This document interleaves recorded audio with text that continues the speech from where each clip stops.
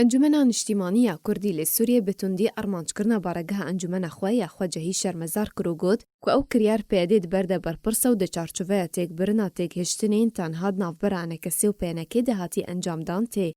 لە گۆری شۆپاندنا ڕێبازنی و سەمینداریە گشتی ئەنجومەنا نیشتیمانیە کوردی لە سووریە ڕۆژە سێشەمێ 19 چلای 2021 داخویانیەک دەرخستی دەگوت کۆفیسانێکەسێ لە باژارێ کوبانێ ئێوارە 18 چلای 2021 ڕاستی ئێریشێکی ببووم بەو لێدانە گولەیان هات و دە ئەنجامێدە ئاڤاهی ڕاستی زیانێن مەزن هات و ترس ددلێ خەلکێ جیران و دەردۆرە ئاڤاهیە بارەگەهێ درست بوو.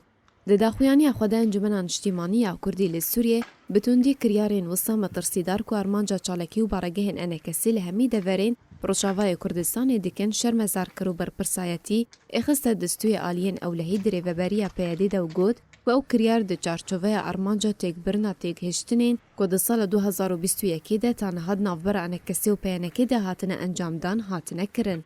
Herwiha di daxuyaniyê de hatiye Encumena Niştîmaniya Kurdî ji raya giştî re tekez dike enekesê dê dexebata xwe de ji bo berevaniyê di ber mafê gelê Kurd de li Sûriye û bi destxistina demokrasiyê li welêt berdewam be. Herwiha tekez dike yekhelwêstiya Kurdî dozeke îstratêjî û kiryarên wisa bi mebesta tirsandinê dê nikarbin bibin rêgir ji xebata enekesê re. Herwiha enekesê bang li aliyê Amerîkî û serkirdeyê giştiyê Hesedê kir ku sponsoriya danûstandinan dikin helwêsteke tund derbarê van kiryaran û kiryarên armanckirina baregehên enekesî û partiyên wê û lêdwanên nerînî nebaş ji aliyê serkirdeyên PYD ve li dijî enekesê tên kirin bidin xuyanî ku ya herîdawî ji aliyê serokê wan ya danûstandkar li dijî pêşmergeyên leşkerê roj derket.